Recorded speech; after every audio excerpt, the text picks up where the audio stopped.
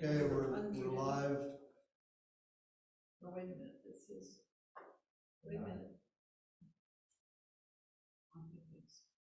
Okay, we're good. I'm gonna call the meeting to order. This is the city council meeting for the city of Holiday Island, regular meeting of January 17th, 2023. Let's start with the Pledge of Allegiance. I pledge allegiance to the flag of the United States of America and to the republic for which it stands, one nation under God, indivisible, with liberty and justice for all. Roll call. Councilmember Dumas. Here. Councilmember Elwood. Here. Councilmember Graves. Here. Councilmember Kuhn. Here. Councilmember Mills. Here. Councilmember Pittman. Here. Mr. Mayor, Here. all mayor and all members of the council are present, Mr. Mayor. I'll declare a quorum. We'll have a motion to approve the agenda. I'll make a motion, we approve the agenda. Ken made a motion. Do I have a second? I'll second. Lynn seconded it. Any discussion? All in favor, say aye. Aye. Opposed? Agenda is approved. We have minutes from 12/20/22. Wes sent out a newer version yesterday, I think. I think so. Some of the council members suggested some changes, and I think those are all reflected. So Make a motion, we approve the minutes for 12/20. I'll second. Ken made a motion to approve the minutes from December 20th. Linda seconded it. Any discussion? All in favor, say aye. Aye. Opposed? Minutes are approved. Any ceremonials, recognitions, proclamations, or memoriam? Hearing none, we'll move on to financial statements. Wes? Okay, I had sent the more detailed financial statements out earlier, and this is a more condensed version that shows more totals rather than all the details. I'd like to review a little the revenue you see for the year, or for December was $25,000, about $988, bringing our total for the year to $304,888, and our budget was $322,672, so we're about $17,800 over budget on revenue. And going down through there, you can see most of the items are over budget. The government receipts were 105% of budget. Fees and permits were 302% of budget. And most of those government receipts, I believe, would be like the county sales tax and the municipal aid that we get. Expenditures, pretty much all the budget categories are under budget. The only one that in total is over budget was solid waste, because we hadn't budgeted anything there. That was not a budget item at the beginning of the year. They came up with expenses later in the year, during the year.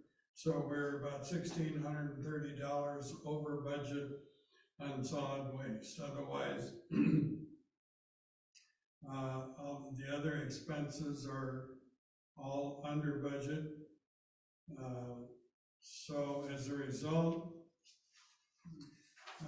for the month of December, our total expenses were $56,820 compared to $25,987. And that large expenditure is primarily because in December, we paid $50,000 to the district under the fire contract. So for the year, our total expenses were $146,000 compared to about $305,000 in revenue. So we were positive there by $83,000. Any questions on that one? Okay, I'll go on to the street fund. And I did not print a more detailed one of the street fund, so you did not have a copy of that in front of you.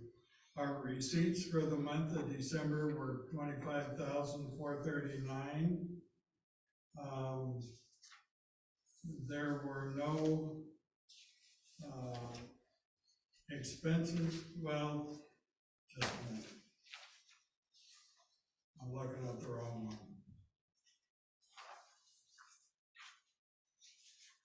Back up. Because I didn't reprint the street fund.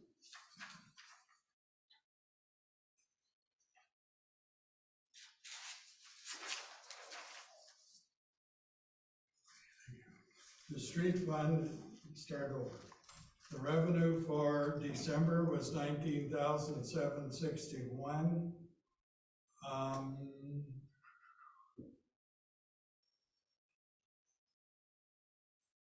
Let's see, oh, yeah, okay. The expenses, we paid out $12,337 to the district for our share of the road maintenance under the contract with them. That's for the maintenance on State Line and Hawk Drive. Still our revenue exceeded the expenses by $7,400. For the year, our total revenue was $348,076. Again, the budget there was $278,000. So that's $70,000 over budget, but part of the reason for the big difference is on the county property taxes, we really received 2 years of county, for our share of county property tax for the streets, because we got the previous, the 2021 payments in 22, plus we got the 22 payments. But still, that revenue, those items are pretty much over budget. The expenses, total for the year was $326,887. So the revenue exceeded the expenses by $21,190.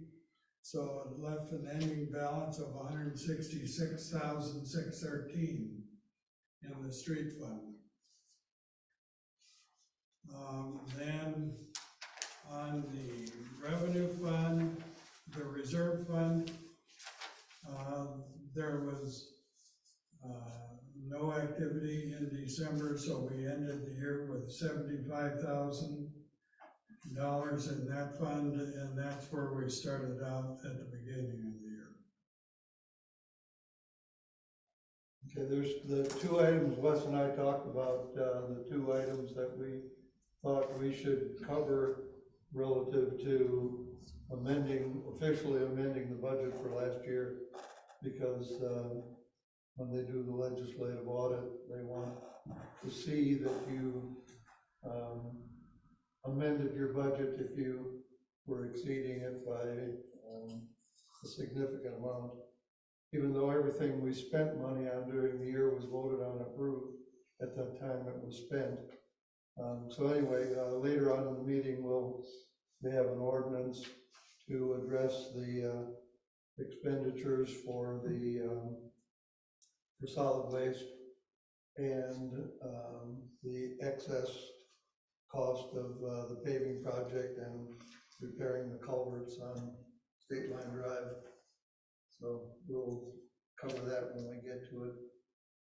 Other than that, is there any questions on the financial statements? I will entertain a motion that we accept the financials. So moved. Barry made a motion, do I have a second? Second. Lynn seconded it, any discussion? All in favor say aye. Aye. Opposed? Financials are accepted. Standing committees, Lynn, Planning Commission? The Planning Commission's been working on setting up an agenda for our hearing, a public hearing on February 14th. And I've updated the website on the Planning Commission meetings. You'll find the links to the documents in the hearing.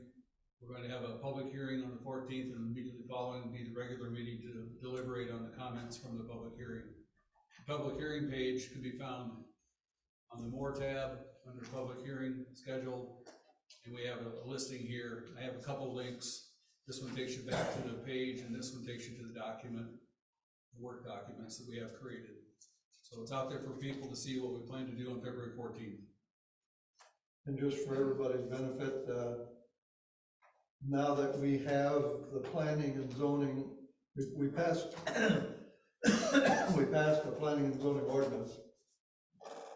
And so anytime we want to make a change to the planning and zoning regulations, we have to do it with a public hearing. And that's the purpose of this. We're not really changing anything, we're adding to, right? For the most part. There are a few amendments, changes, but the rest are additions. Yeah, most of it is additions too.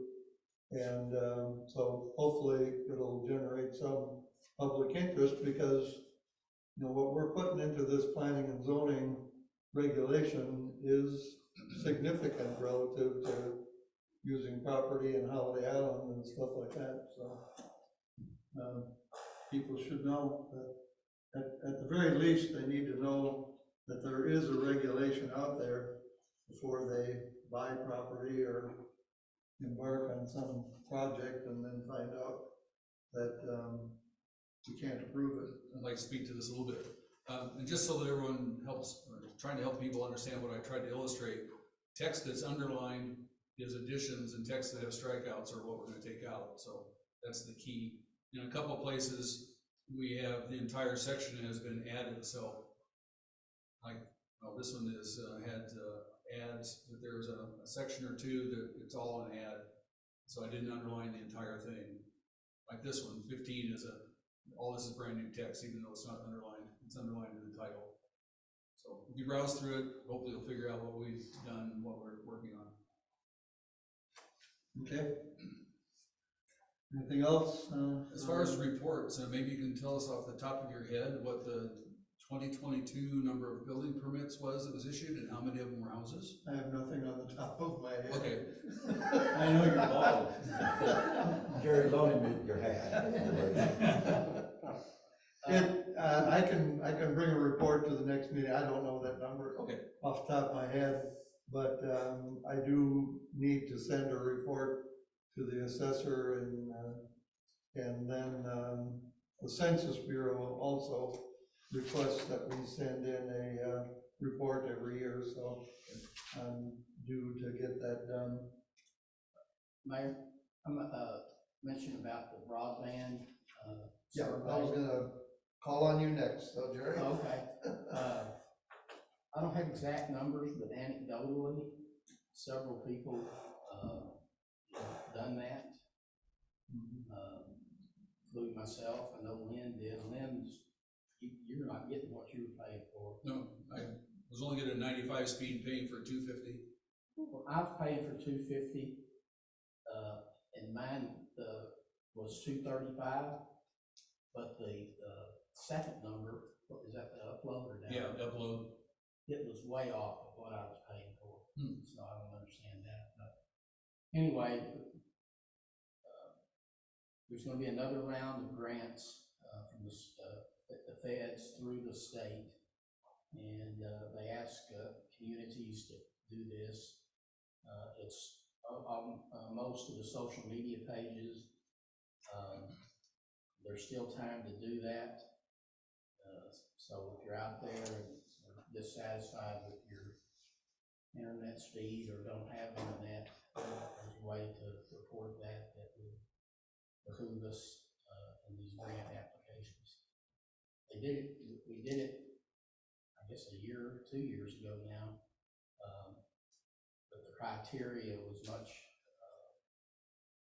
lower, like, what was it, 35 and 3 or something? Something like that, Yeah. maybe even less. Yeah. So they've got the speed. So anyway, let's respond to that and improve our chances of getting the grant. There seem to be two issues there. One that the city has an interest in, which is obtaining grant money for broadband. But secondly, it's probably not actually a city issue, but, you know, people aren't getting what they're paying for. That seems to be some sort of a consumer issue that I don't know if people individually need to take that up with Cox or how to deal with that, but if you're paying for something and not getting it, then that's a problem. And Cox has a lot of outages, just regularly. And there was a way to report that, I think, in the comment section.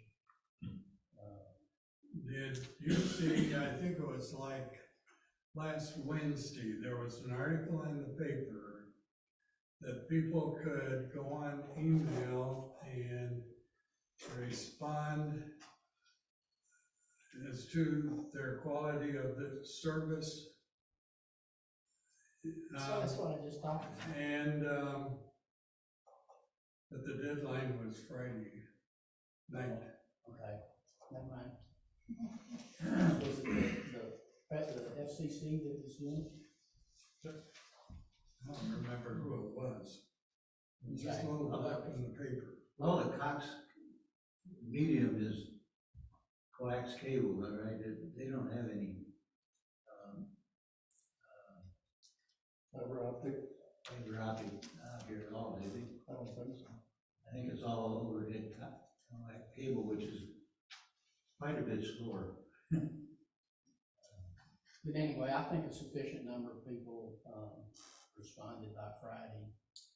Oh, okay. So, Yeah, because it's been out there a month. 30 years ago, I installed oh, okay. fiber optic. all I didn't gather you were talking about Yeah, so that article, okay. So anyway, All right, moving on, we don't have any special committees, we don't have any old business, so we can move on to new business. The first order of business under new business is ordinance 2023-001. An ordinance authorizing the interlocal agreement with Holiday Island Suburban Improvement District to provide fire protection services to the city of Holiday Island and declaring an emergency. Do I have a motion to pass ordinance 2023-001? I'll make a motion that we, I thought it was we make a motion to read it, or. We make a motion to pass it, and then I Okay, read make it. a motion that we pass Have discussion. ordinance 2023-001. We have a motion to pass ordinance 2023-001 by Ken Mills. Do I have a second? Second. Go ahead, Barb. Second by Barb Kuhn. We'll now read the ordinance we'll read it by title only. I guess that should have been part of the motion. You want to amend your motion to read it by title only as opposed to reading the entire agreement? Make amend the motion to just read the title. Barb, you second that? I'll second, All in favor, say aye. Aye. All right, motion is amended, so Wes, if you would read just the ordinance part of it, not the entire agreement.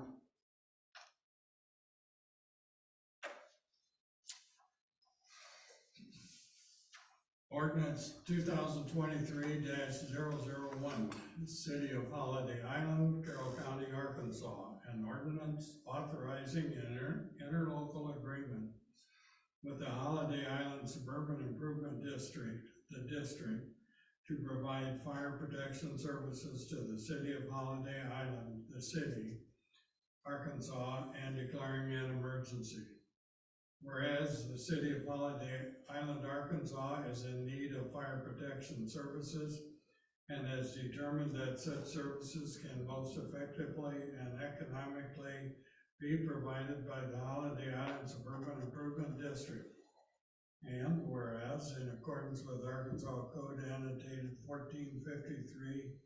1453-101A2, a city of the second class by ordinance can enter into an interlocal agreement with an established fire department to provide fire protection services in lieu of establishing a fire department.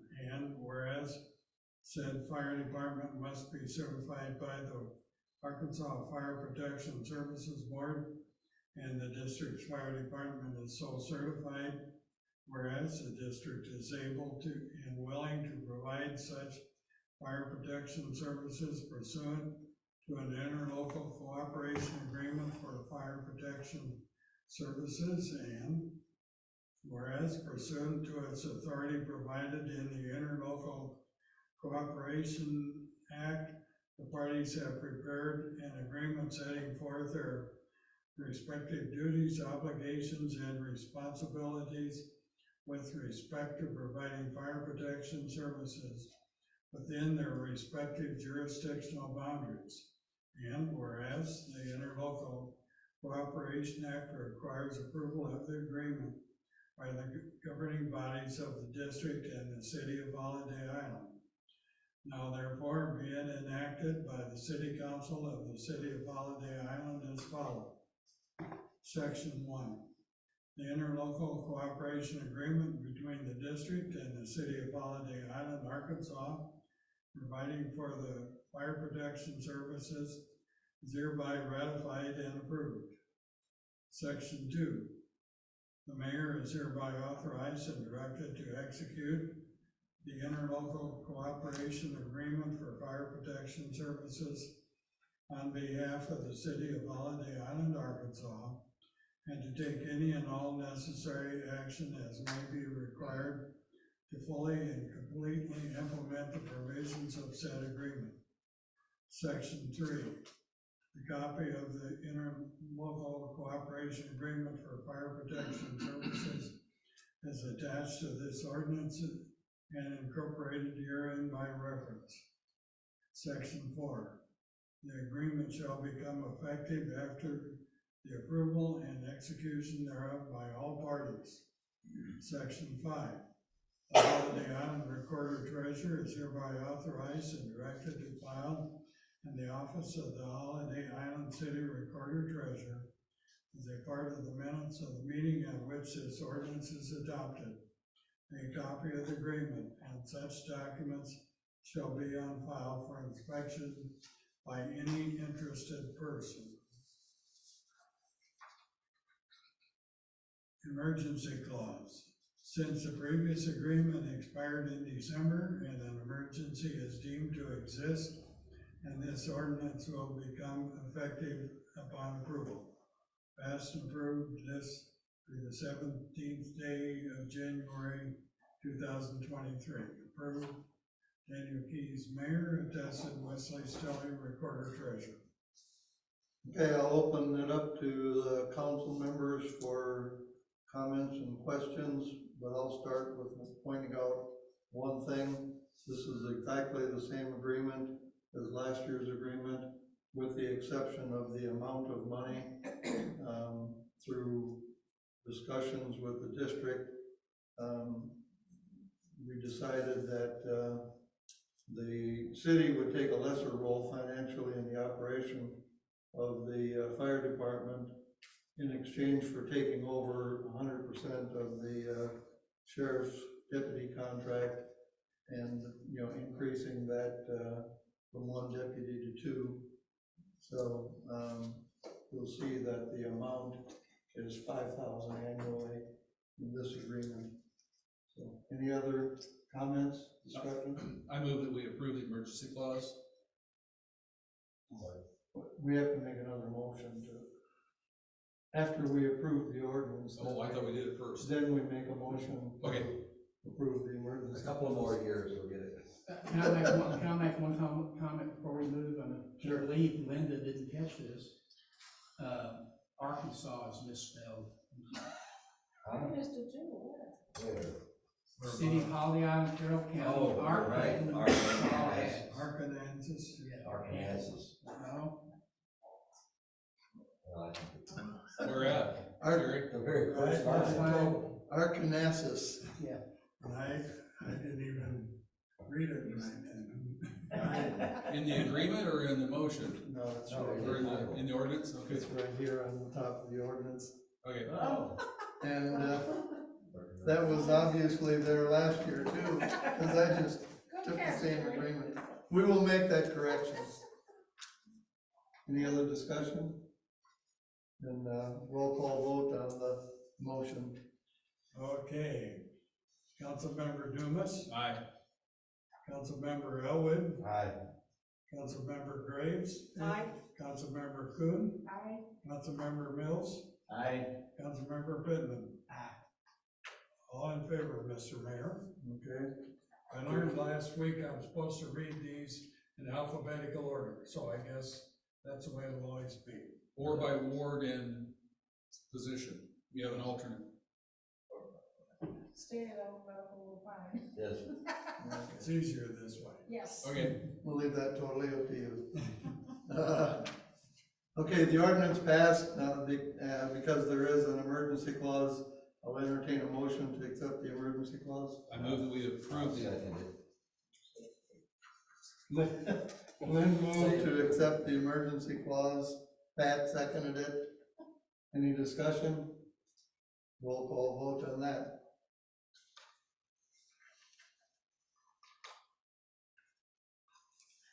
Councilmember Dumas, aye. Councilmember Elwood, Aye. Councilmember Graves, Aye. Councilmember Kuhn, Aye. Councilmember Mills, Aye. Councilmember Pittman. Aye. All in favor, Mr. Mayor. All right, the emergency clause is accepted. You give me back that copy, I'll replace the front page and put them on your desk for signature. One of these days, we're gonna get through a meeting without, Has the district approved it? Huh? Has the district approved it? they have not yet taken this up.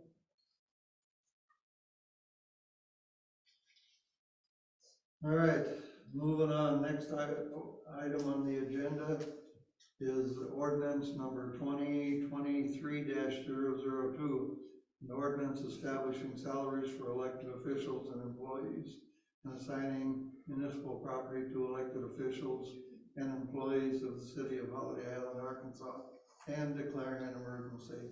This is something that the law requires we do every year. Do I have a motion to approve ordinance 2023-002? Make a motion to approve ordinance 2023-002 by title only. Well, this is, I mean, we can, but this is a pretty short. Whatever. I was trying to help you out a little bit. It's only a little over a page. I'll second. Ken made a motion to approve ordinance 2023-002. Linda seconded it, so Wes, if you'll read the ordinance. Well, the rest of you find my typos. Ordinance number 2023-002. An ordinance establishing salaries for elected officials and employees and assigning municipal property to elected officials and employees of the city of Holiday Island, Arkansas. That's correct there. And declaring an emergency. Whereas a method must be established by which salaries are set by the city of Holiday Island, And whereas employees and elected officials of the city of Holiday Island may from time to time be assigned municipal property for use in the conduct of their job. Now be it ordained by the city council of the city of Holiday Island, Arkansas, that salaries for employees effective 1/1/2023, all city of Holiday Island personnel salaries, wages shall be fixed by the mayor and presented to the city council as part of the annual budget, which may be amended from time to time. A schedule of current salaries will be kept on file with the recorder treasurer and available for public inspection. Salaries of elected officials. Effective for the year beginning January 1, 2023 and ending December 31, 2023, mayor, recorder, treasurer, and city council members of the city of Holiday Island will be compensated at the following rates. Mayor, $0.00 annually. City council members, $0 annually. Recorder treasurer, $2,400 monthly. City property. The city department head or supervisor shall be required to get a signed receipt listing all such property from any person provided with or furnished any type of property. The receipt shall be filed with the city office, in the city office with the recorder treasurer.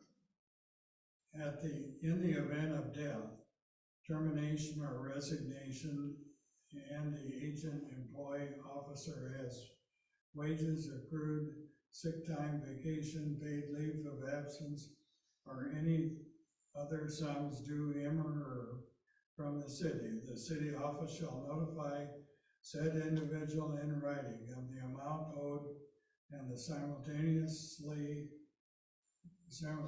request said individual and simultaneously request said individual to return any and all property supplied or furnished by the city. If the individual has lost, misplaced, or otherwise disposed of said property, the city will be paid in full by the individual as executor or administrator. In the event of the depreciable property, the city shall receive the depreciated value.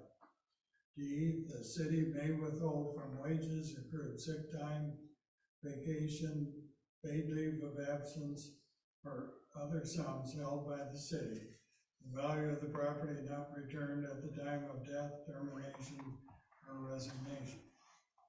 Emergency clause. Be it ordained that since wages must be paid starting in January, that an emergency is declared to exist, and that this ordinance shall be effective immediately and enforced upon passage.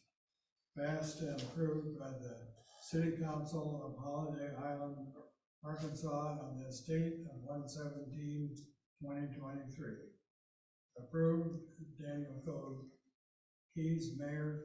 Attested, Wesley Stilley, Recorder Treasurer. Are there any comments or questions on this ordinance?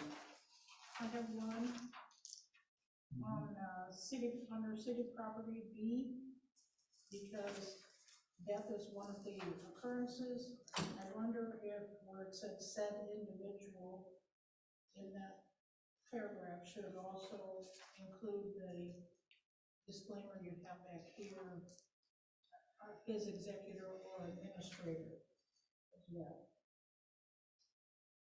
There's two places where we just say the individual will return property or not owed.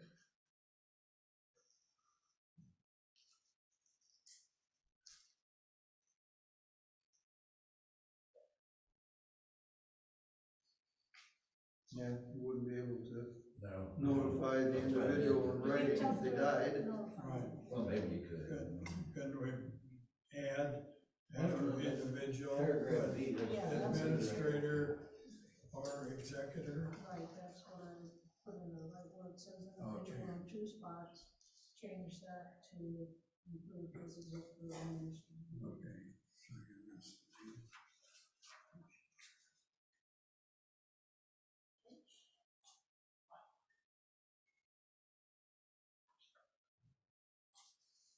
Okay, so that sentence would then read, in the event of death, termination, or resignation, and the agent, employee, or officer has wages, accrued sick time, vacation, paid leave of absence, or any other sums due him or her from the city office shall notify said individuals or the state administrator or executor in writing of the amount owed and yada, yada, yada.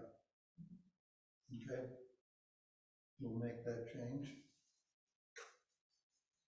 Any other comments? If not, we'll move to the roll call Okay. Councilmember Dumas, Aye. Councilmember Elway, Aye. Councilmember Graves, Aye. Councilmember Kuhn, Aye. Councilmember Mills, Aye. Councilmember Pittman. Aye. All in favor, Mr. Mayor? vote. That the motion or the ordinance passes, and then, because there's an emergency clause, I'll entertain a motion to accept the emergency clause. I'll move to accept the emergency clause. Linda made a motion. We have a second. I'll second that. Ken seconded it. Any discussion? Roll call vote on the Okay, emergency let's clause. see, that was Linda and Ken. Ken.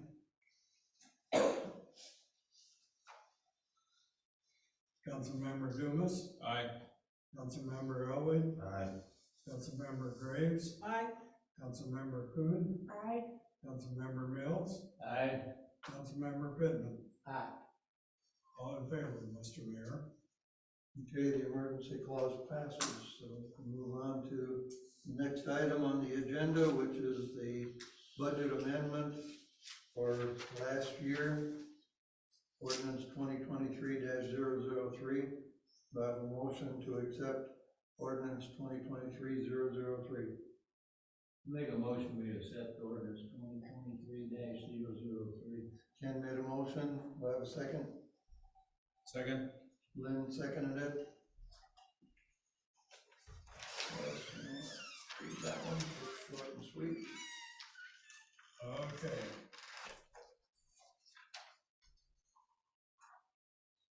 Whereas, okay, just ordinance number 2023-003. An ordinance to amend the 2022 year-end budget for the city of Holiday Island, Arkansas, and declaring an emergency. Whereas the 2022 general fund budget did not anticipate revenue and expenses for solid waste collection, and whereas the 2022 street fund budget did not anticipate extra costs associated with increases in paving material cost and the cost to repair ditch bank erosion on State Line Drive.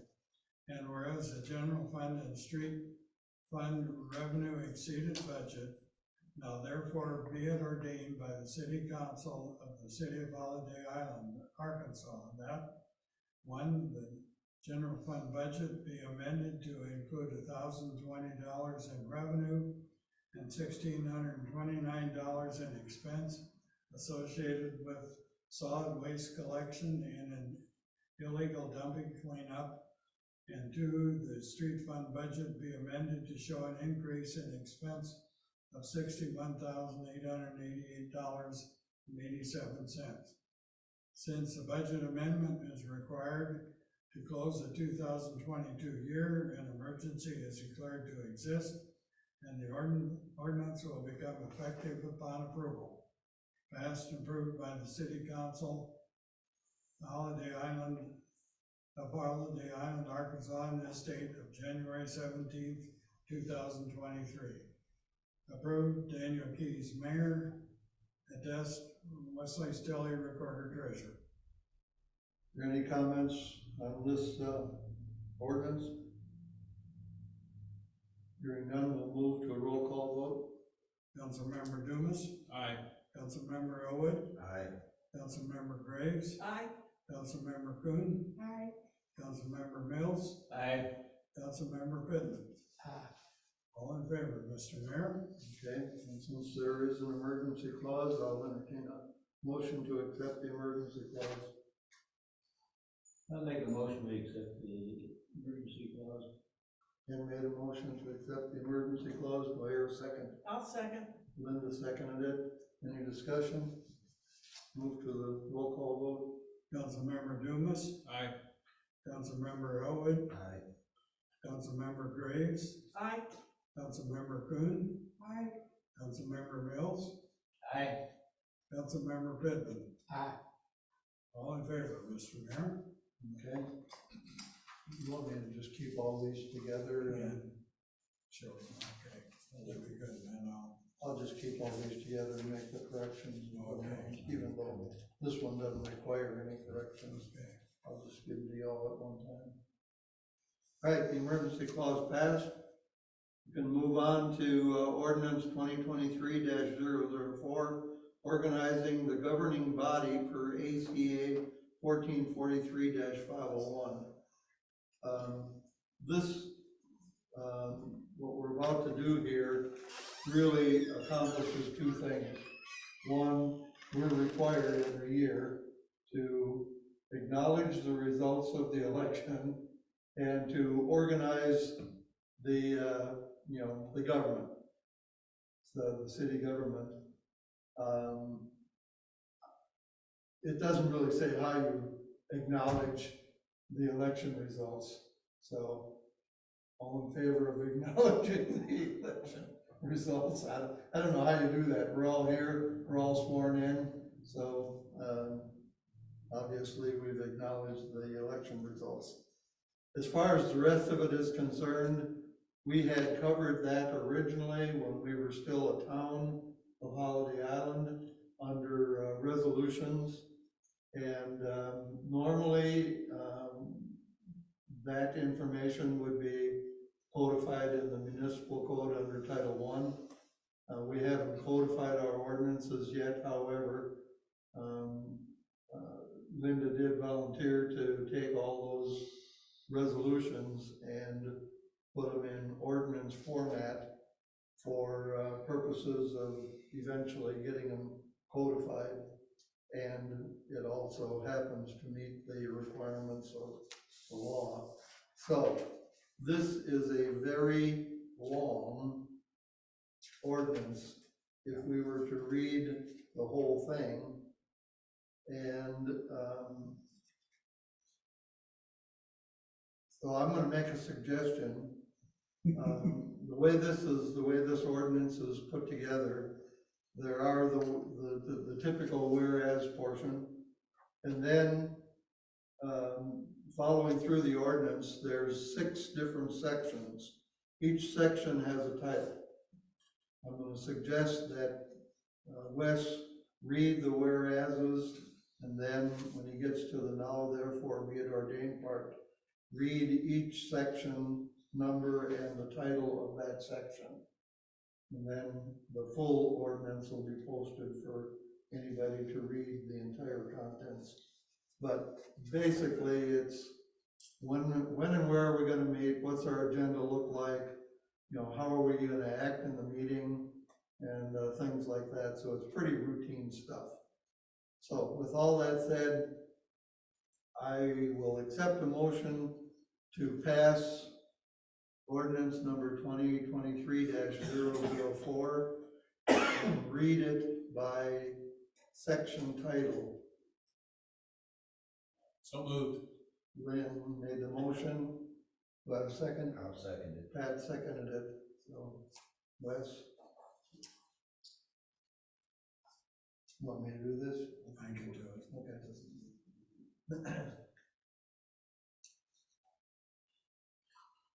And since Linda did this, there are no mistakes in it. And we have another contributor, Barb Kuhn, contributed some changes to it, and she's better at finding stuff than I am. Oh my God. From my experience, I bet if we all read through this, there'll still be something.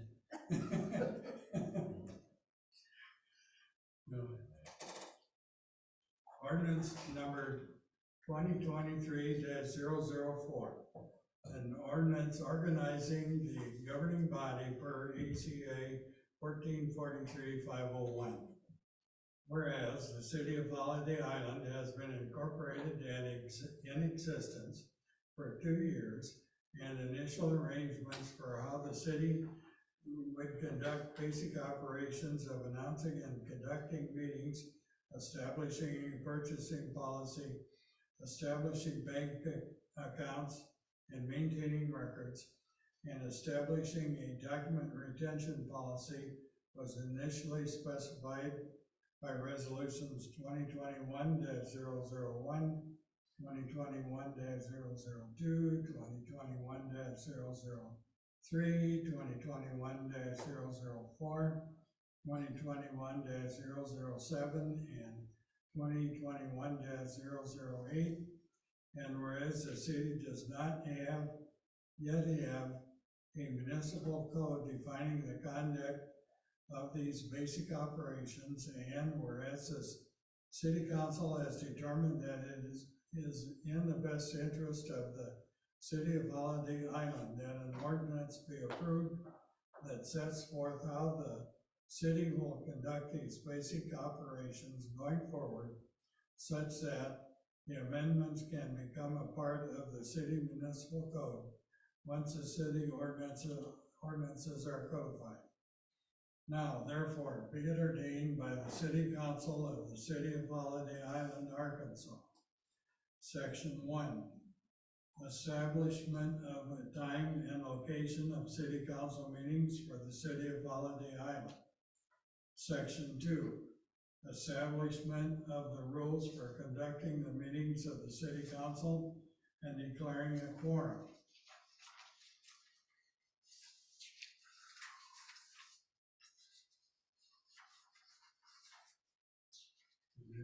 Where are we?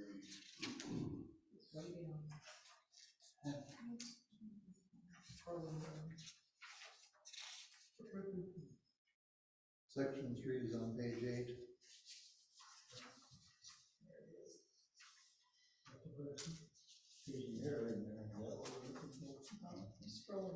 Section 3, establishing the agenda format for city council meetings of the City of Holiday Island. Section 4, establishing a purchasing power policy for the City of Holiday Island. Section 5, establishing bank accounts for the City of Holiday Island. Section 6, establishing a document retention policy for the City of Holiday Island. Looks like that's the last section. Passed and approved by the City Council of Holiday Island, Carroll County, Arkansas, in this date of 1/17/2023. Approved, Daniel Keys, Mayor. Attest, Wesley Stellier, Recorder Treasurer. Okay, before moving on to discussion and roll call vote, I need to point out one thing. There is no emergency clause on this ordinance. I didn't want to abuse using the emergency clause. Every ordinance doesn't necessarily come with an emergency, and this one would not constitute an emergency. So this is actually the first reading of this ordinance. We'll have to have 2 more readings on it. So with that said, any comments on this ordinance? I don't know, you may have corrected it, but the one I'm looking at in section 6, it says we do have 2 bank accounts, so we've got 3. Yeah, we corrected that. Okay, Okay. that's all I have. If there's no other comments, we'll move on to a roll call vote on the first reading. Councilmember Dumas. Aye. Councilmember Elwood. Aye. Councilmember Graves. Aye. Councilmember Kuhn. Aye. Councilmember Mills. Aye. Councilmember Pittman. Aye. All in favor, Mr. Mayor. Okay. It passes on the first reading, we'll take it up again at the next meeting. Now, did the motion, did that include reading titles only then? Yes. Yeah, Okay. So in effect, we all voted in favor of that too. all right, moving on to ordinance 2023-005. Isn't this exciting? Yeah. Yeah. I see we already lost one.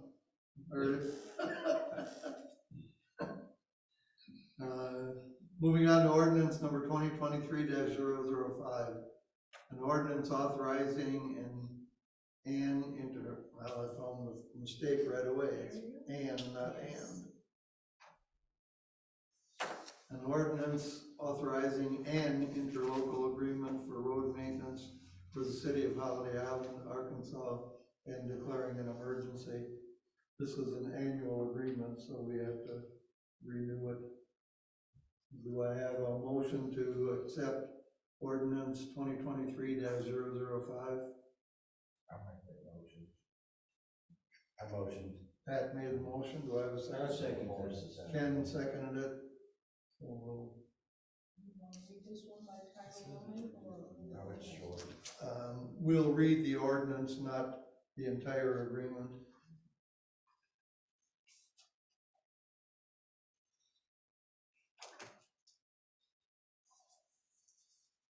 Ordinance 2023-005. An ordinance authorizing an interlocal agreement for road maintenance for the city of Holiday Island, Arkansas, and declaring an emergency. Whereas the city of Holiday Island is responsible for the maintenance of roads for which the city has the right of way, and whereas the city of Holiday Island has chosen to contract for those services, and whereas the Holiday Island Suburban Improvement District is willing and able to provide such maintenance services.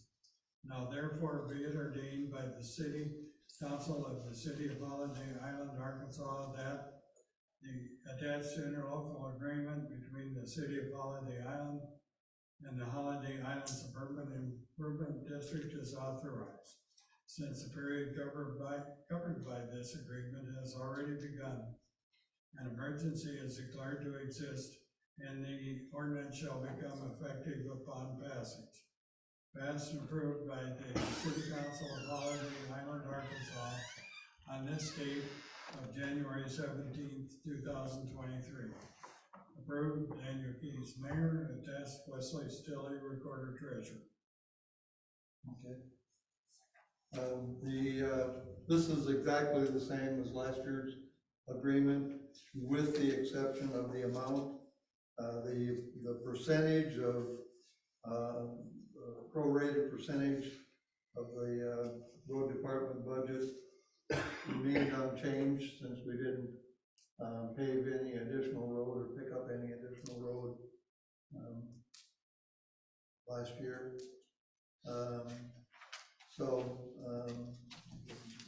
I just took the current ICID budget for 2023 and applied the appropriate percentage to come up with the amount for this year.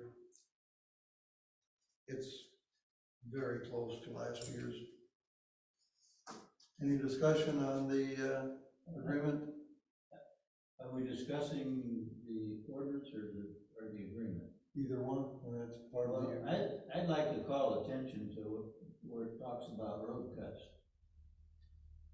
Okay, We have, we paved state line, 2 sections of state line, and about 2 months after we did it, they had a cut. And that does not meet the criteria that's in this agreement, how they fixed it. So that is not smooth. It doesn't have 2 inches of compacted base and milled if necessary, because that thing is rough as the cob as every other patch they make on their roads. And that's not, I think we need to have some kind of oversight on that. point well taken. I have the same concern, but, Well, I mean, it wasn't done, properly, and I think we need to have it done properly. Reading the agreement, I don't see how you could make it any stronger. Only for failure to comply with the, standards of the agreement, you don't pay them. Well, I think, you know, I That's think what it you needs to would, be that's what you would understood. do a contractor. I mean, I have no reservation making that the policy. I'll take it up with Danny.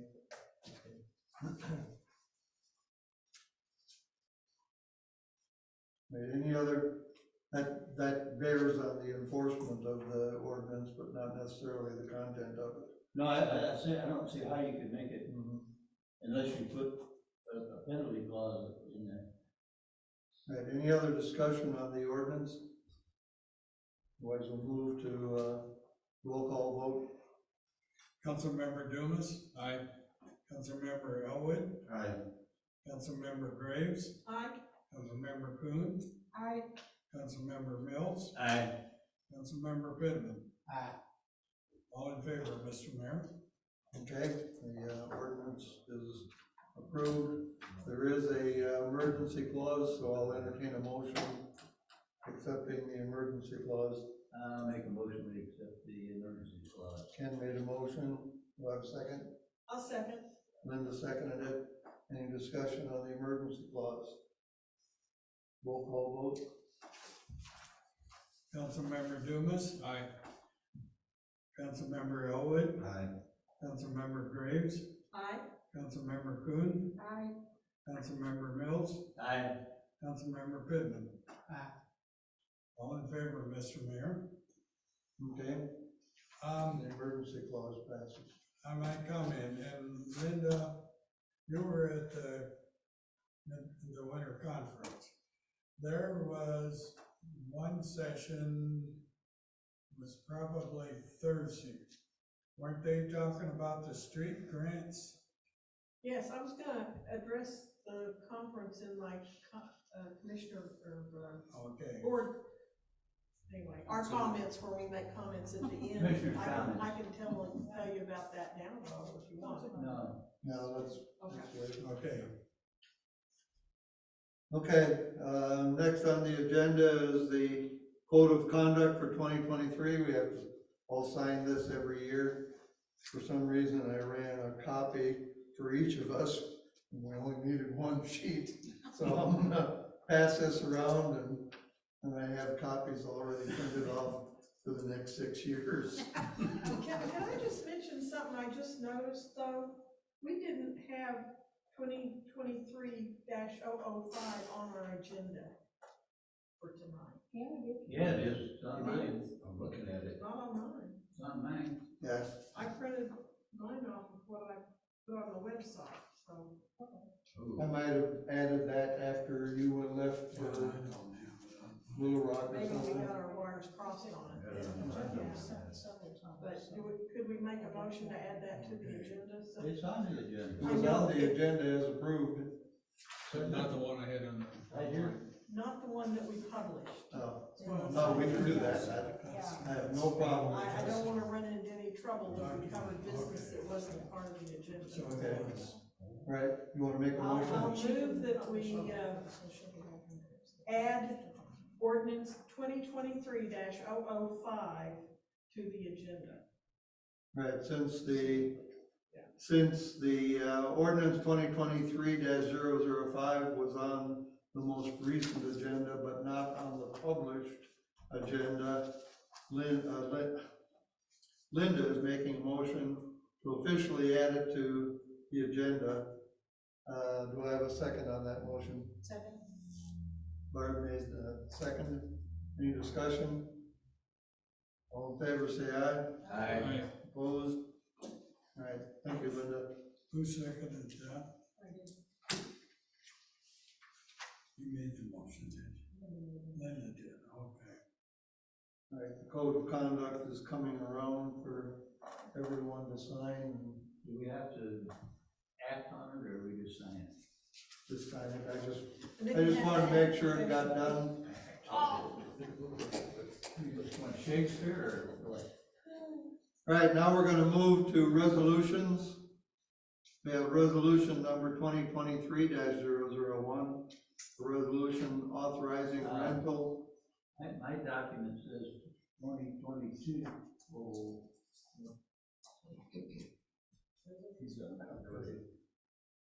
You might have an old version before the typo was corrected.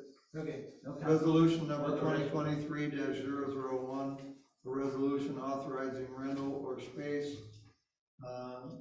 for sheriff's substation for the city of Holiday Island. Do I have a motion to pass resolution 2023-001?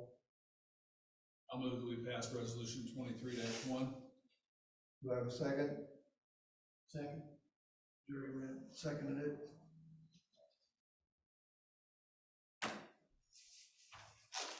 That's right. I wrote it backwards. Resolution number 2023-001. A resolution authorizing rental of space for a sheriff's substation for the city of Holiday Island. Whereas the city of Holiday Island wishes to maintain a substation for the use of the Carroll County Sheriff deputies when patrolling Holiday Island, and whereas suitable space of approximately 800 square feet is available at 5 Forest Park Avenue, Unit D. Now be it resolved by the City Council of the City of Holiday Island, Arkansas, that the City Council for the City of Holiday Island authorizes the mayor to enter into a lease agreement with GKS Properties for the lease of 5 Forest Park Avenue, Unit D from GKS Property for the sum of $300 per month cash payable on or before the first day of each month. Be it further resolved that the city will provide for electrical service to said address. Being approved by the town council and the city council of Holiday Island, Arkansas, in this date of 1/17/2023. Approved, Daniel Keys, Mayor. Attest, Wesley Stilley, Recorder Treasurer.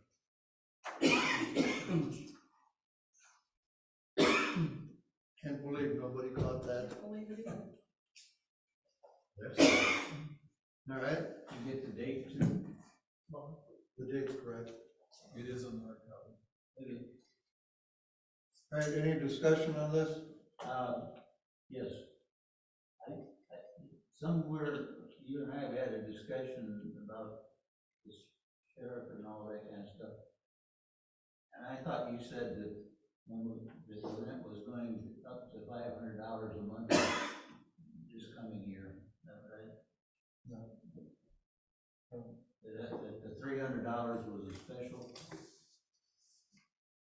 He hadn't raised it.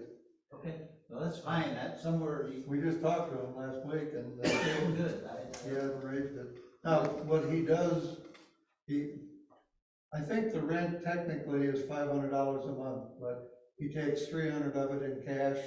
And then at the end of the year, he wants a statement from us that says that he gave us in-kind donation or Maybe that's where I $200 got a month. that 500, okay, thank you. So he's giving us an excellent deal on that. Yes, I mean, Square footage. recognize that. Okay, any other discussion? Otherwise, we'll move to a roll call vote on the resolution. Councilmember Dumas. Aye. Councilmember Elwood. Aye. Councilmember Graves. Aye. Councilmember Kuhn. Aye. Councilmember Mills. Aye. Councilmember Pittman. Aye. All in favor, Mr. Mayor. Okay. And the resolution passes. All right, moving on to resolution 2023-002.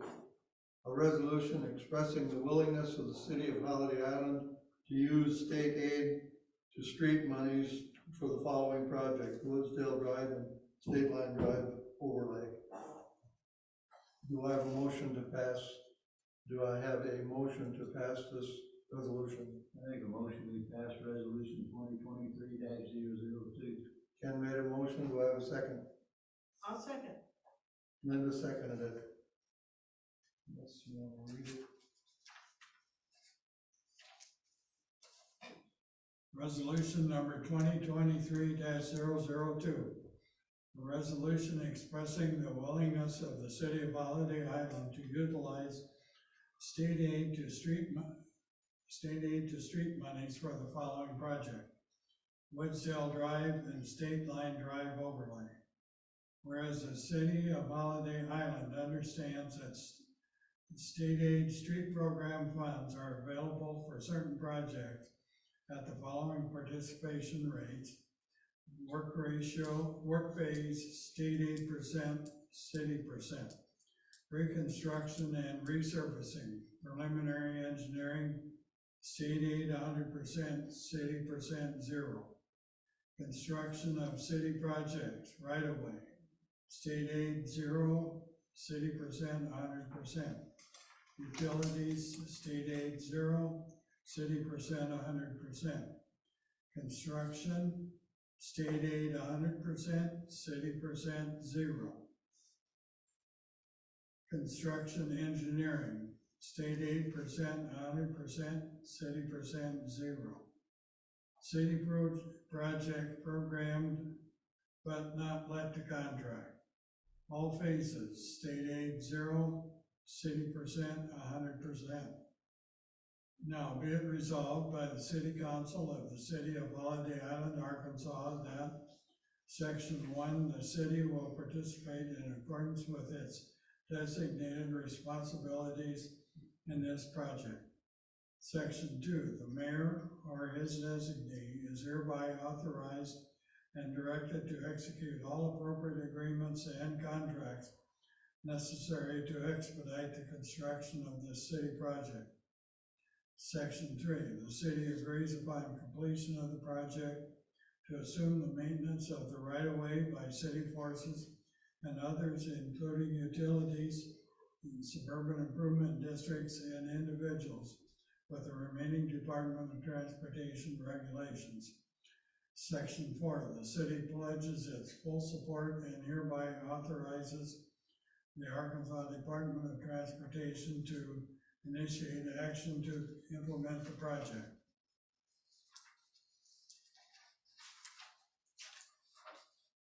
Passed and approved by the City Council of Holiday Island, Arkansas on this date of January 17, 2023. Approved, Daniel Keys, Mayor. Attest, Wesley Stilley, Recorder Treasurer. Okay, this resolution here, basically, it comes straight from the state. They require that the city pass a resolution, and they tell you what the resolution has to look like. So, is there any other discussion on this? Can the attachment, can we talk about the attachment? We can. Mine says, or this, the new application, it says 2022 application, shouldn't that be 2023 application? Yes, on the bottom, yeah, Yeah. I changed that. You already changed that. Is that, Woodsdale from the city limits to the bridge, is that? Yeah. And, okay. It was in two spots, did you see? The 2022. Well, the top half is the 2022 grant project.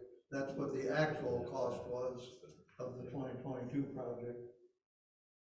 Oh, it doesn't read like it's actual cost, it says estimate and bid. We can change the title Well, to yeah, actual. it is, yeah. So it's cost estimate. Then we estimated those costs and The then. bid was, was the actual cost. They put it out for bids, and that's the bid that was accepted, so that's the actual cost. And I put that in there just as the base for estimating what it would cost this year, assuming all costs stayed the same, cost per mile basis. Aren't we, wasn't the indication that we had to sit out a year before we got another one? Technically, we already did, because I sent I sent the 2020. grant application that this is approving. We also approved last year, and I sent it in, and they kicked it back and said, you just got a grant. You know, when they accept the grant is always a year off from when you actually I implement think it. it was actually a 2021. It was a 2021 grant that we executed in 2022. And they said, when they kicked it back, they said, submit it again in 2023. And when would that work would be done in 24? Probably. Probably, Okay. unless they don't get, you know, Linda's gonna address that, but if they don't get enough applications and there's plenty of money there, they might pull it up and do it this year. And, you know, we got enough money to cover it, so. Well, they said they reviewed them December 7th. And we didn't hear anything, so I assumed Yeah. they failed. But there, Well, we didn't have one in their hand for that December oh, you did? 7th, no. You never submitted it? Well, I did submit it earlier in the year and they kicked it back.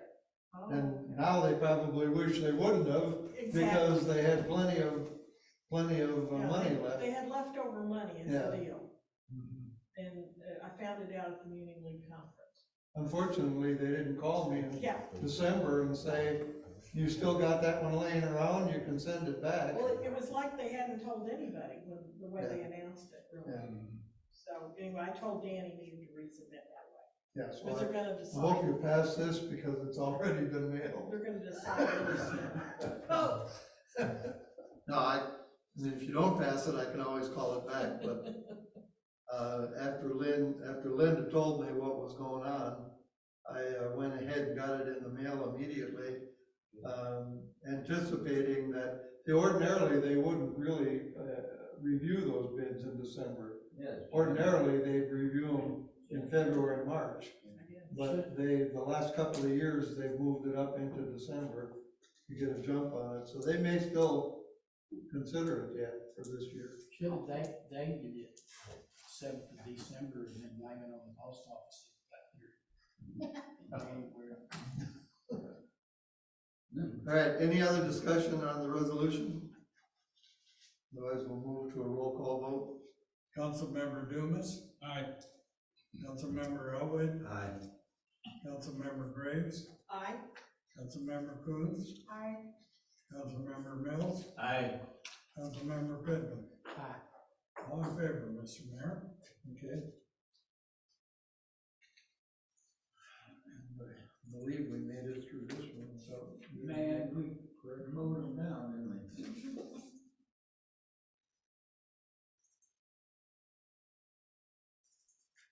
Okay. Next thing on the agenda is, just an update on where we are in the sheriff's contract in the district court. This has gotta go down in history as the most frustrating thing I've ever had to go through in my life. I went over and met with Sheriff Clapp, and he was, totally okay with the agreement as it was structured and everything else. But he wanted Connie Doss to take another look at the numbers, at the monthly payment, because they gave all the deputies salary or wage increase. And he wanted to confirm that the number we had in there covered it. And I don't know what is going on at the county, but he said that she is buried in doing something with payroll. I can only imagine that she's trying to load in all of the wage increases for all of the county employees, which I can see would take some time. So he didn't even want to give it to her to even look at until she was out from underneath that project. So I'll call him again on Friday to see if he's given it to her to look at yet. So that's where we are in the sheriff's contract. I always say we're close, but then one more person pops up that needs to take a look at it.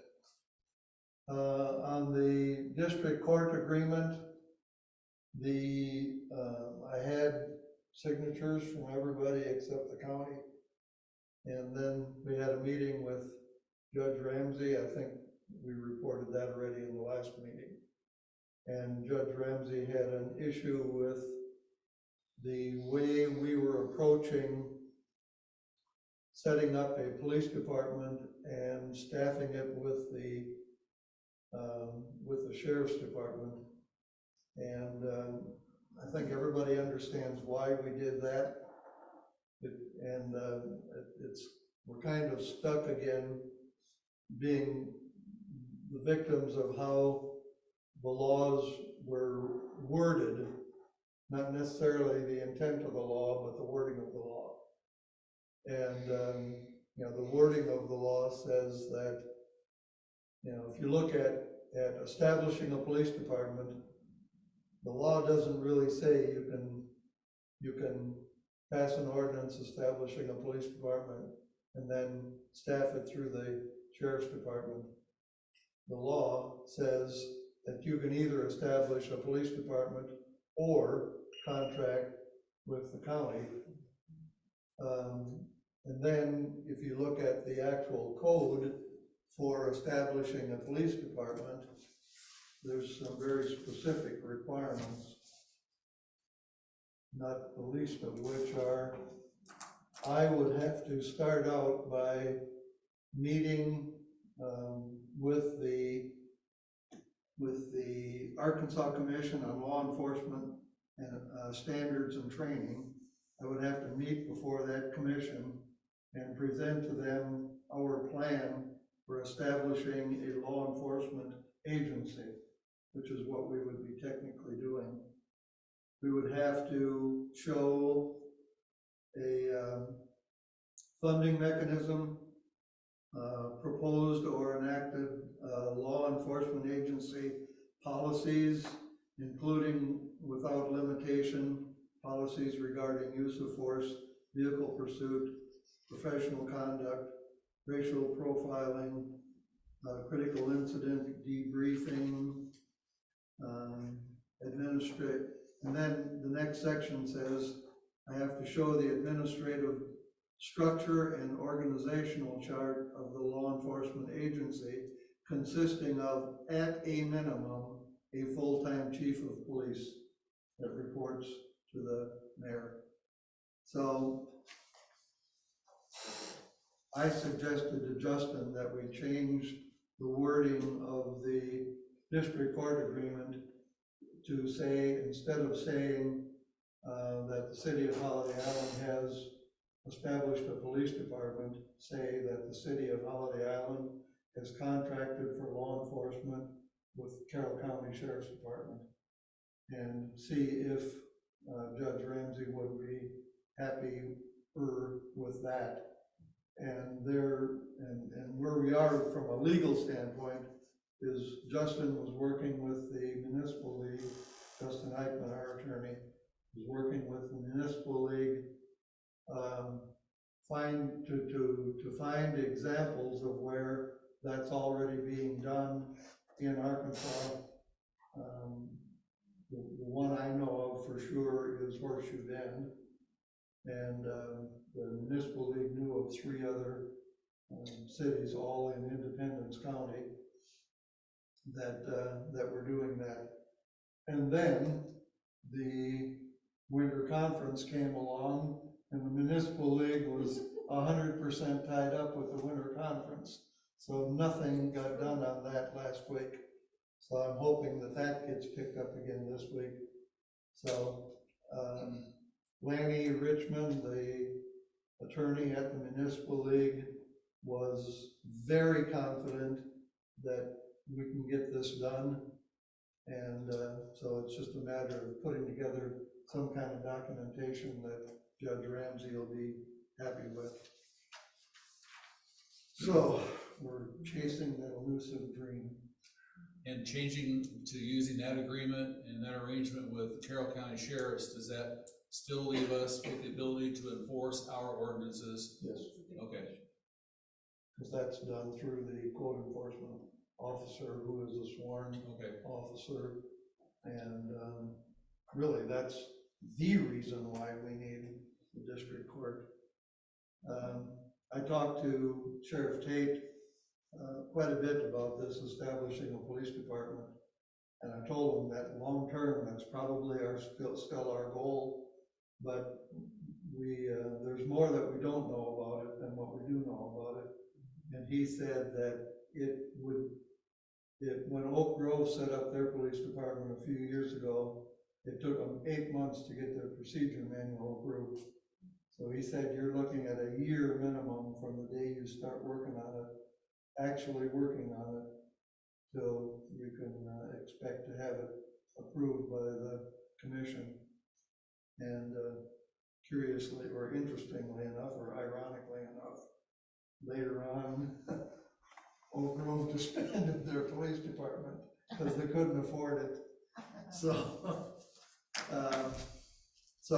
you know, we definitely want to make sure that we can afford it before we get into it. So that's where we are. I'm still hopeful that, you know, within the next couple of weeks, we're gonna have a sheriff's contract and a district court agreement.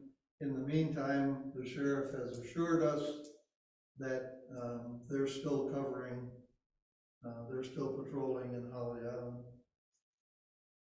I believe. Is Justin gonna go with, is Justin gonna go with you? You have to file that. Oh, okay. What is that? Or is Justin gonna go with you when y'all go pitch it to the district judge again? We should have them there this time. That was a mistake not having them there last time. Good point.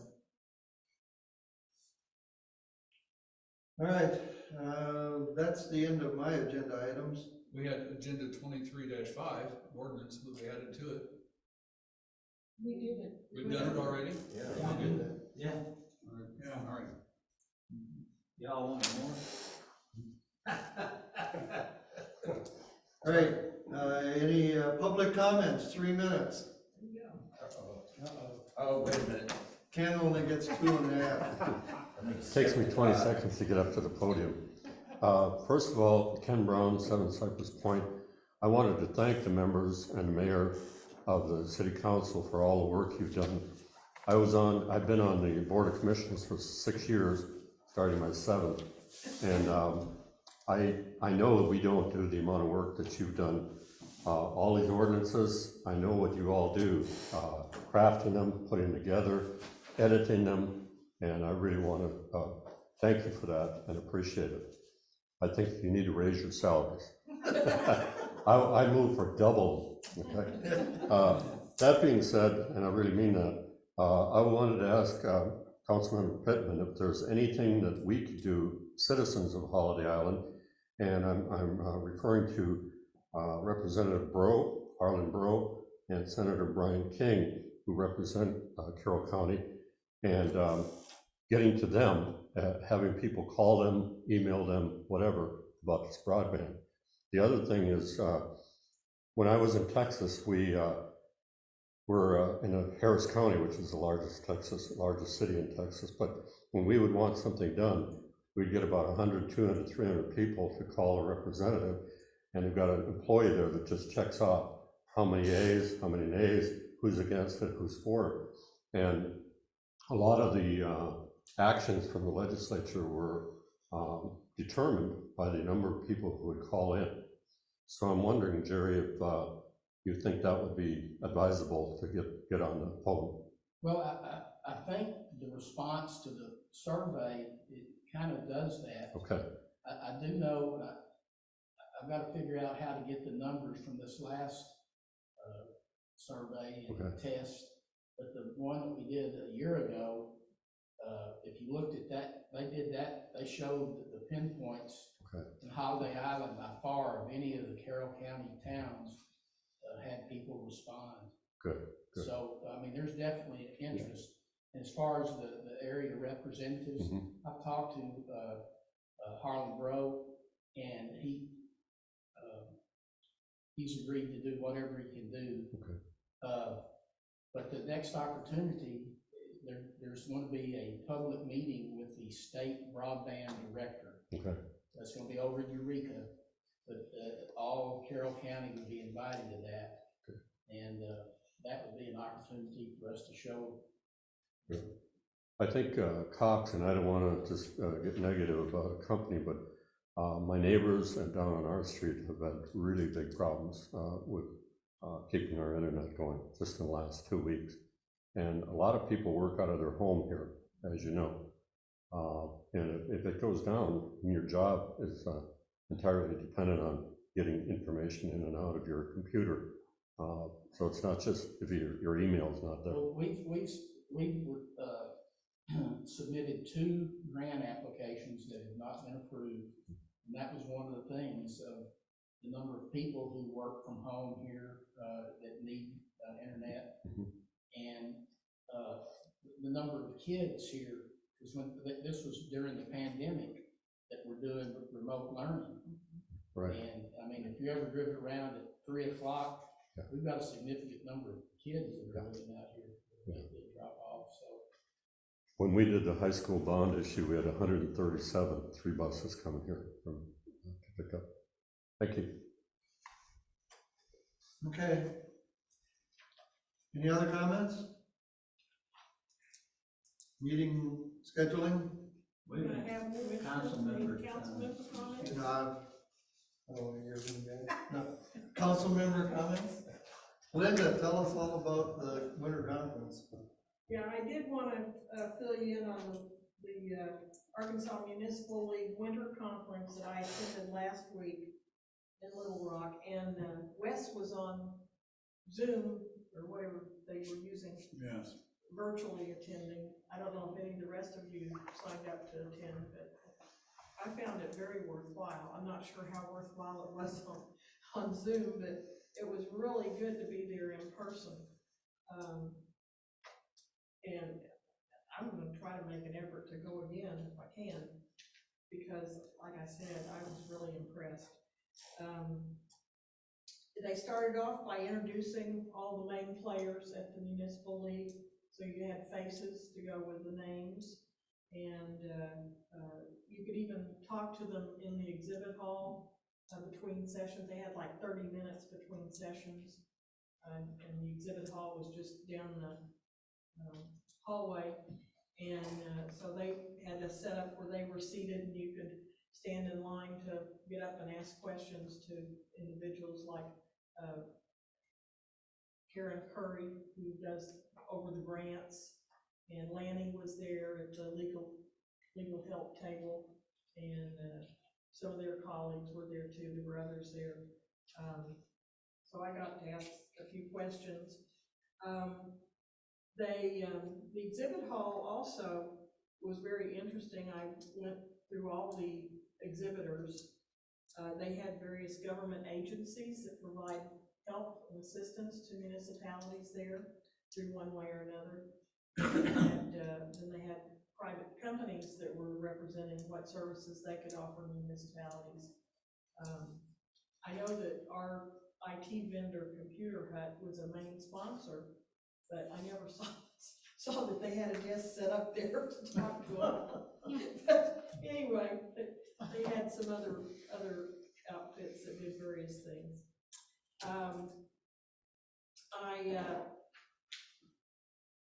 I was able to talk to the person that was in charge of, at one of the exhibitor tables. This person is in charge of the committee that evaluates the water infrastructure grants, the ARPA grants, and the new ones that are gonna come out based on new money being put on the table. And so I asked her to check the status of our, because they had said in this other presentation that I had attended about grants, that there was new money coming for water infrastructure through the federal government. More money is being thrown out to local communities. And so they said, be sure, and if you didn't get any money last time, be sure and apply for a new grant. Or have your, reapply for this new grant.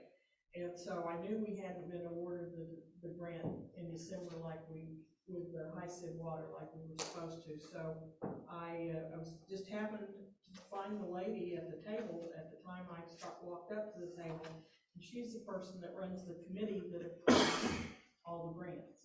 And so I told her about our situation. I said, we were very disappointed that we didn't get approved, and was wondering, what we needed to do.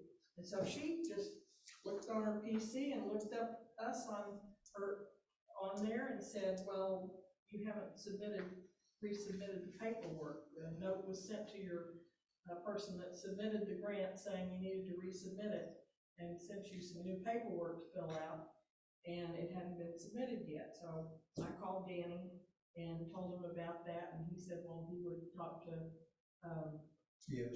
Jeff and get him to look into it and resubmit it, and I believe he's already done that. So that was very helpful to know, and I don't think, maybe Jeff was going to do it, but it didn't hurt to know that, to put a bug in his ear that he had to get it done. Mm-hmm. So that was very valuable. Also,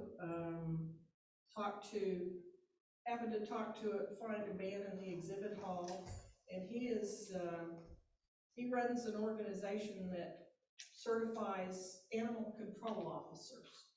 We had a long discussion about the position of animal control officer, and I told him, what we were, that we were a new city and didn't have any animal control in place, but we were thinking about creating an ordinance to do that. And I asked him, I said, does an animal control officer have to be certified, because it is quite a process?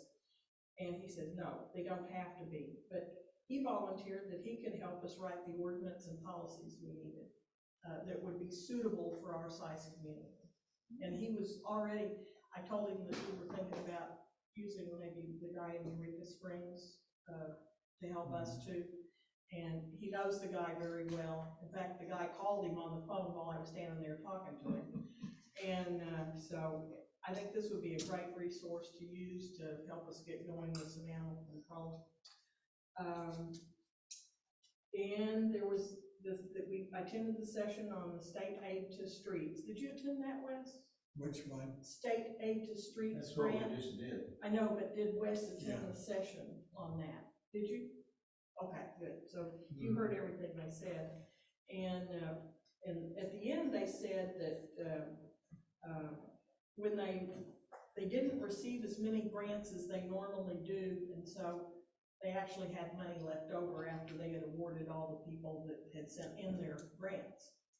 And Sounded like they only had maybe half as many as they yeah, were it was like planning on. that's exactly the way I heard it too.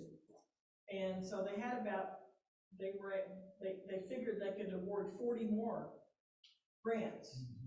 And so I called Dan immediately and told him, I think The he got next on day, stick ours was in the mail. and resent that sucker in. Yep. So anyway, that worked toward me. It was somewhere along the line in there. I remember what the connection was. The rejection letter that I got when I sent the grant in, early last year, actually came from somebody at the municipal league. So the municipal league must be tied into that state aid to street committee somehow. I don't know. Maybe they work with them. Yeah. I think I had seen something like that. So, but at least we get another shot, and maybe we can get the money to use next year. There is a committee made up of people outside of this.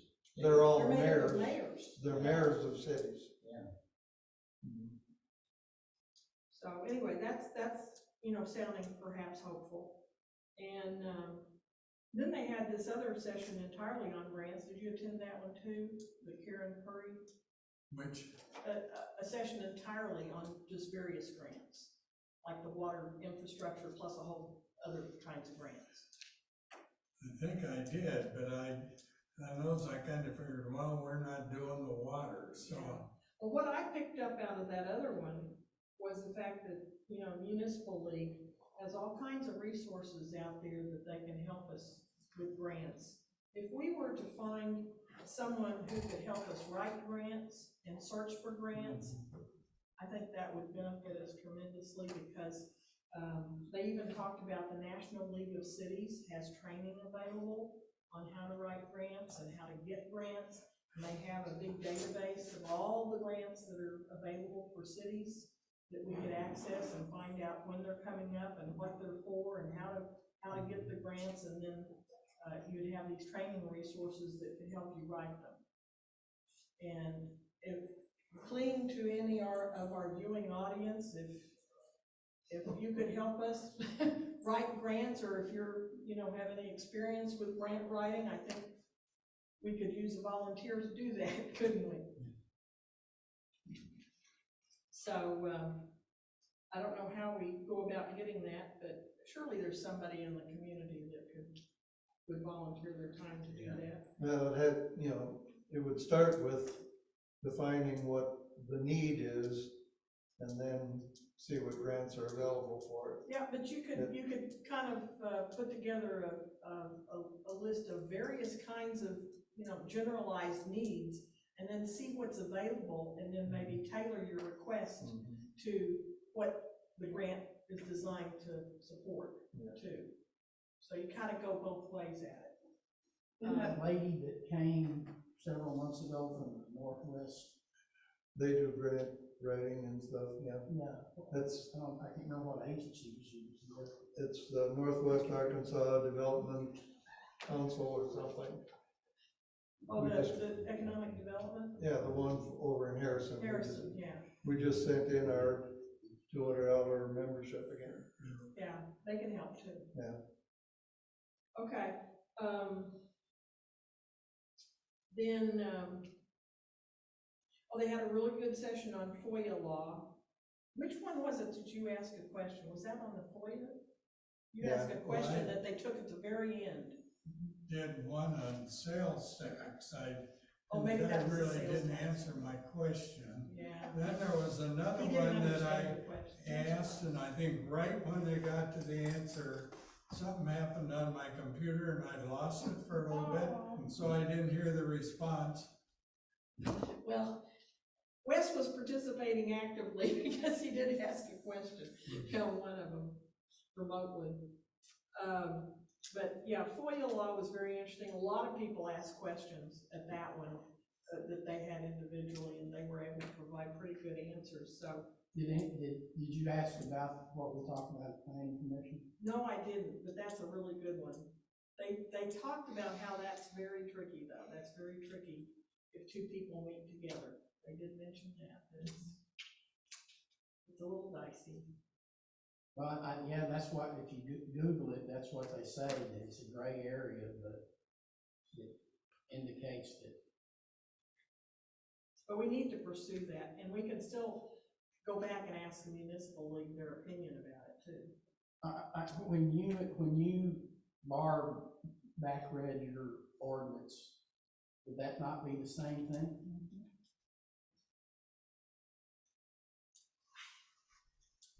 It would. We didn't discuss it really. I mean, it was like Barb says, don't you think we ought to change his to it or something like that, you know? And we need to change town to city. Yeah. I mean, we're not really discussing the content, we're discussing grammar. So I don't consider that a violation of myself. And I think we need to find a way where we can talk about it and figure out the boundaries. So I'm with you on that, Jerry, that we need to find that out. Well, can't we just, you know, say we're gonna have a work session and two people are gonna get together and we'll come down here and we'll talk about it. Probably if we wanna come listen to us chat about it, we're not taking public comments, we're just.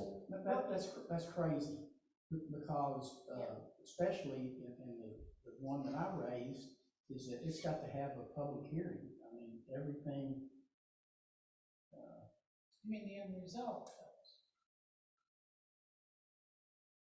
yeah, but it's crafting essentially legislation.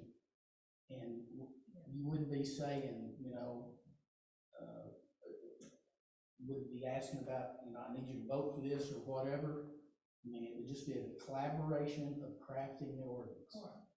That to me is a workshop, and if the public wants to attend it, it's a workshop, you don't have to take public comments, you just work together and write your ordinance. I think that's where we have to go if we can't get it the way Jerry wants it, where we can talk about that offline. I just want the question asked. I mean, Yeah.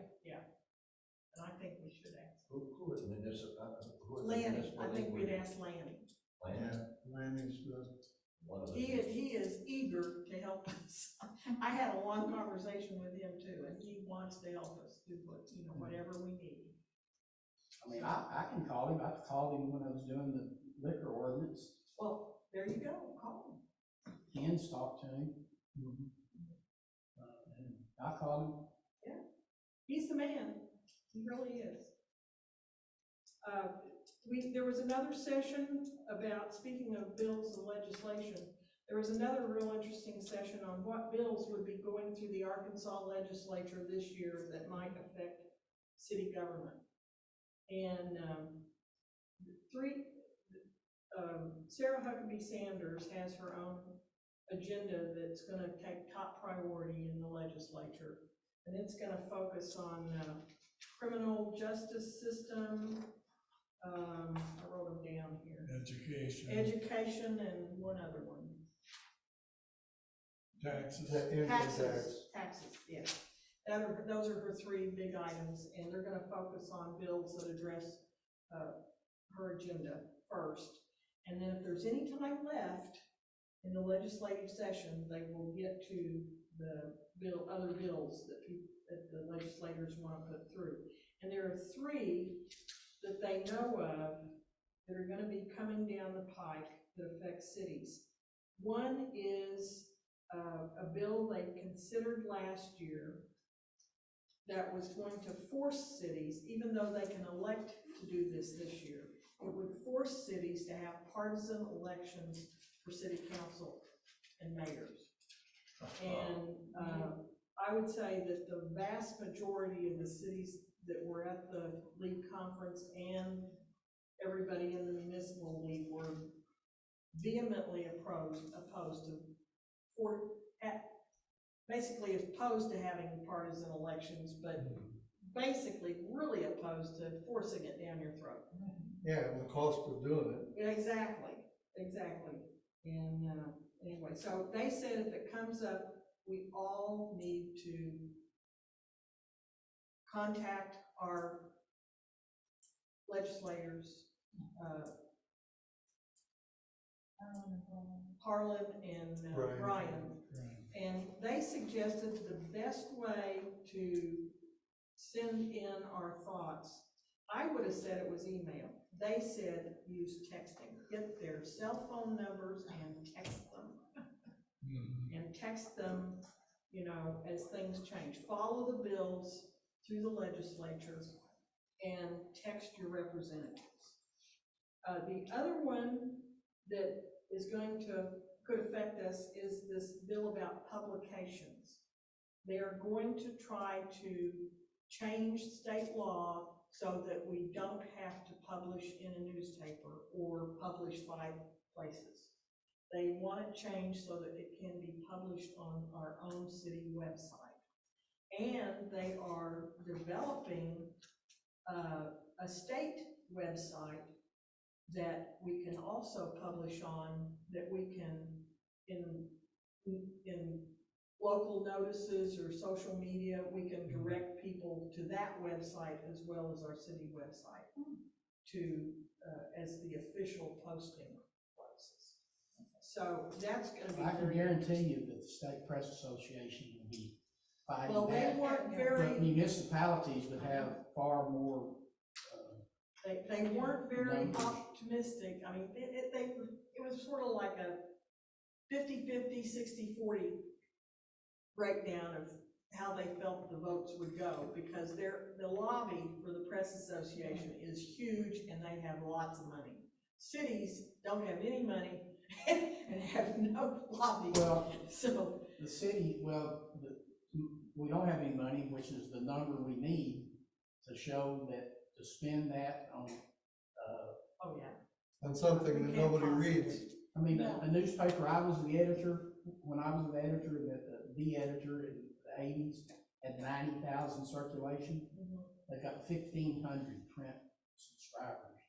He even pointed out in his discussion that posting in the Dim Gazette, they'll put it back in the classified section, right? Is it at the front of the classified section? No. He says it comes after dog and cat sales. So you can't even find it hardly in the classified section on Sunday. Well, if you get the Democrat Gazette on an iPad like I do, when you get to that point, you pop up the You can't pages possibly and you even go, read it. Yeah. you Well, that- scroll, yeah, you that's- zip by all the classifieds Even in the to get to the paper, comics. they put it in such a small font that you can't read it. Yeah. So it's ridiculous. It's just ridiculous. And we all have to get on our little cell phones and text Brian and Harlan constantly while that bill is before them to vote. Yeah. Okay. Well, they also pointed out, and I thought he was talking about the Gazette, but he was saying how the last year, maybe when they were talking about this, how the paper argued that all this stuff has to be in paper form so that the people could read it. And after the session ended, guess what? They dropped the paper form. That's right. They went online. Went There is digital. no paper. Yeah. I would think if the municipal league and individual municipalities would work that they could get that passed. Well, they were saying it's gonna be tight, is what they were saying. That's what they're predicting. So just hold on and we'll see what happens. And also, I'd remind you that usually during the legislative session, Arkansas Municipal League has a Friday call where they summarize all the bills that are and what stage they're in and which ones need help. So if you follow those calls, sign up for the listserv that you get those notices if you're not already getting them. I can't tell you how many emails I sent last year, it wasn't this past year, I think it was in 2021 when they had the real legislative session. So I sent a lot of emails to Bob and Harlan and even the committee heads, just to fill their inbox with, my point of view. And I don't know if it did any good, but that partisan bill did get defeated, I know that. So anyway, just wanted to bring you up to date on that. And also the last one, I wanted to tell you about it. It was the next to last session, and it was about the opioid settlement. And I believe we filled out something in the past that Yeah. gave our support to Yeah. them settling. Every city in town apparently signed up. So they have wide support across Arkansas. And the way they've already come up with a plan of how to distribute the opioid, I can't even say that, opioid settlement money. And, here we go. A third is gonna go to cities, a third is gonna go to counties, and a third is gonna go to the state.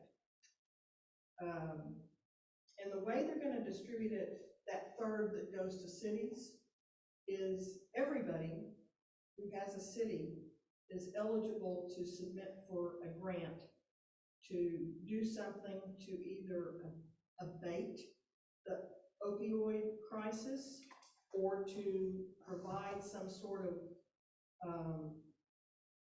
relief to victims or families in some fashion. Unfortunately, none of that money can go to incarceration of the people that are perpetrating the crisis, but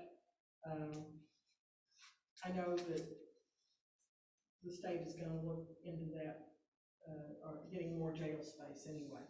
So, anyway, there's a website out there called ARORP.org.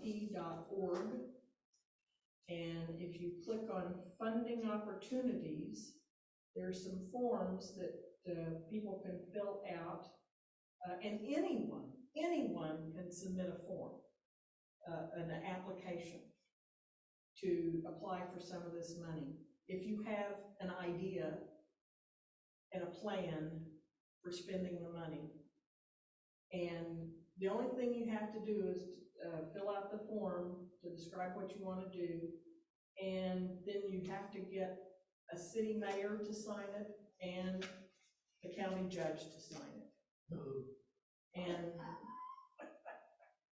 anyway, what they said was, if this proposal comes in, and it's pretty simple to fill out these forms, and if the proposal comes in and it meets the criteria that they've set forth, and it's signed by the mayor and the judge, they'll probably approve it, because they feel like the communities, the mayors and the judges are probably the best people to decide what's worthwhile in their community. You may wanna talk to that recovery unit up in the park and see Yeah, if there's exactly. any need or benefit to. That's exactly right. And what they, I mean, there's a form for overdose proposals, general applications, whatever that drug is that contradict, you know, when you're going through an overdose, they give you this drug. And then there's other kinds of proposals you can write out there. But the process is very simple. They've simplified it. I was really impressed how they have made this so simple for worthwhile local organizations to get money. The other would be the fire department here, the EMTs. Mm-hmm. So that's something we need to think more about.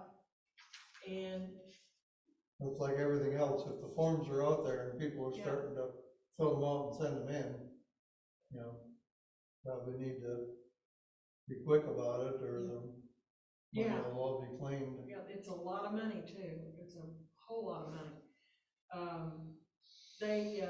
This one lady got up and talked about her own experience of being a mother whose son overdosed on drugs, opioids. And Mark Hayes, who is the director of the Arkansas Municipal League, also gave his own personal testimony about his son dying from opioids in April of 2020. And anyway, the lady that got up there to talk, she had formed probably a 501c3 organization. She introduced some board members, and she said what she went through as a mother trying to deal with this was very difficult.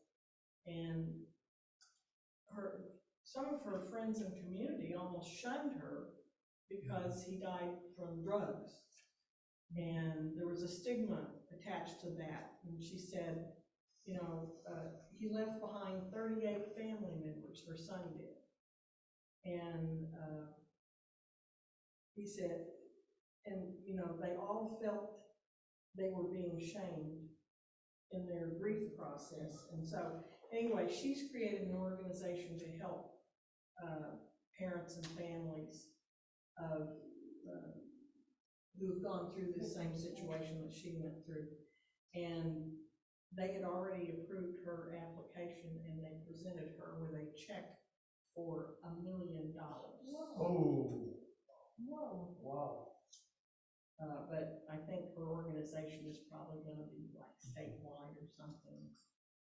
But it was a very powerful presentation. I just want to, I think she had the audience in tears.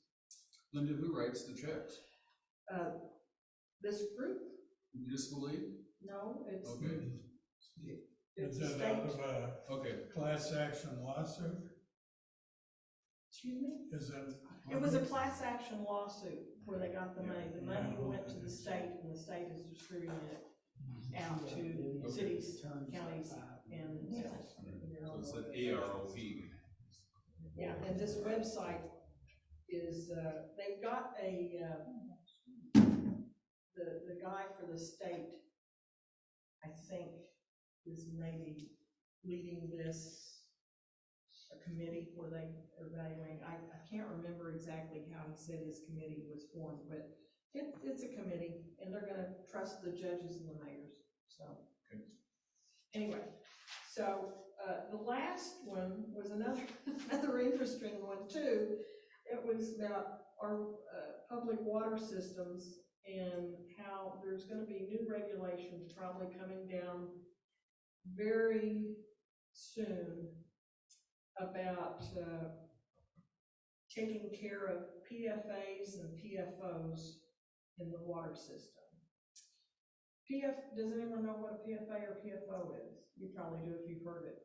I've heard of, I don't remember, it's PFAS, isn't it? Yeah, PFAS and But I don't remember PFOS. what that stands for. It's a compound, that was originally created by two companies, DuPont and 3M.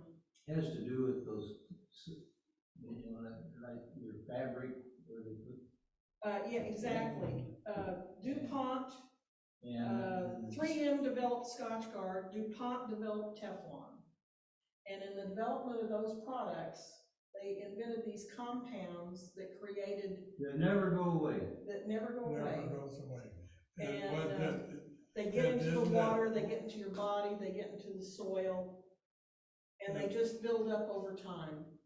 But Right. they've stopped producing those I chemicals. think they've changed, but it was like liners, say, in pizza boxes, Oh, yeah. and water, paper Food glasses, containers are lined with paper products. cups, the liners, yeah. and Now, it's- they have developed new products to replace the ones that cause problems, which those new products are probably gonna be found to be unsafe 20 years from now.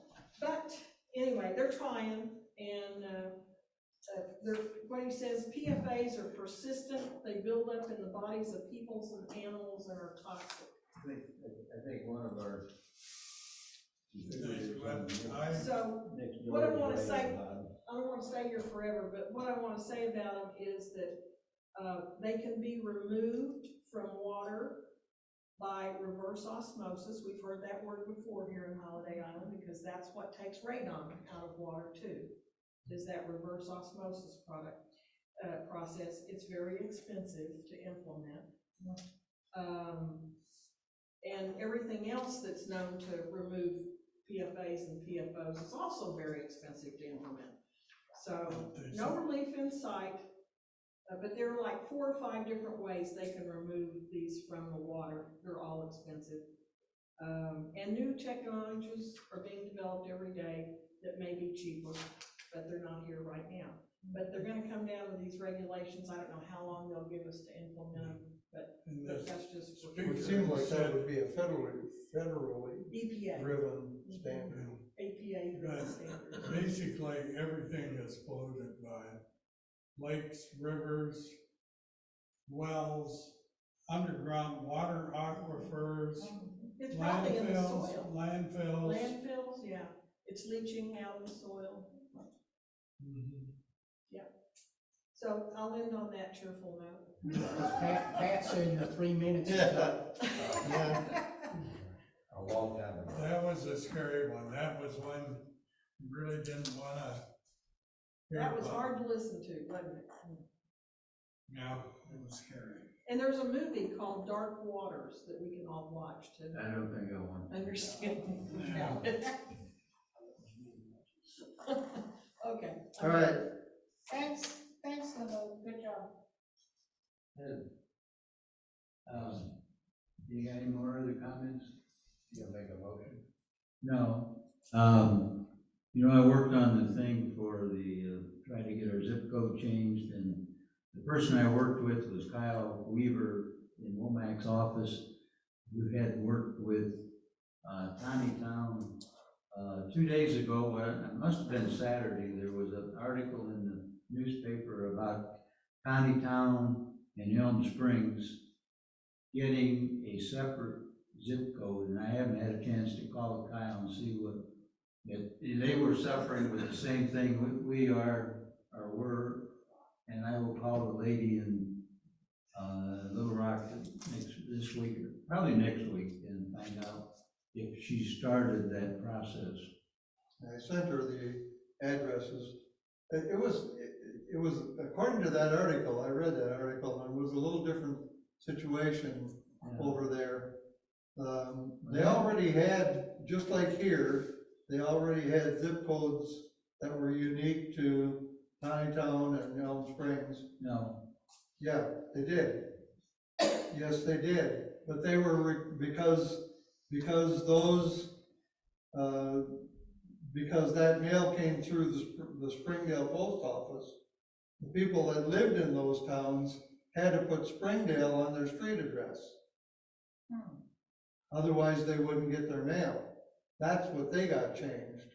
well, That's correct. I That's I'm on on the list.